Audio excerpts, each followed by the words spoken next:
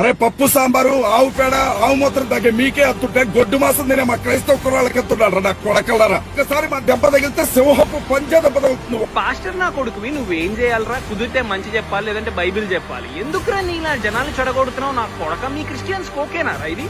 నిజంగా అడుగుతున్నా నేను. ఇలాంటి లఫూ డేషాలు వేస్తున్నాడు, ఇలా మాడుతున్నాడు. గోమా ఏంద్రా పంజా దెబ్బ? అరే నీది పంజా దెబ్బ కాదురా, పీ తీసేసి వెళ్ళిపెట్టు లంచ్ దెబ్బని. నీ అబ్బా పంజా దెబ్బ అంటే ఏంటో మేము చూపిస్తాం. నీ అమ్మ నా కొడకని. అరే వీడిని కూడా ఏదో ఒకటి చేసేయండి రా. ఇలా మాట్లాడే వాళ్ళని అస్సలు సహించకూడదురా. కనిపిస్తే కొట్టి పొట్ట పొట్ట పొట్ట పొట్ట పొట్ట పొట్ట కొడితే అప్పుడు దారిలోకి వస్తారు నా కొడుకులు. ఎందుకురా నీకంత బలుపు? జఫా నా కొడక. చూసావు మామ, ఇదే ప్రాబ్లం. నేను చెప్పా కదా, ఈ ప్యాస్టర్ నా కొడుకులతోనే మా ప్రాబ్లం అనమాట. జనాలు అందరం మంచిగానే ఉంటాం మామ.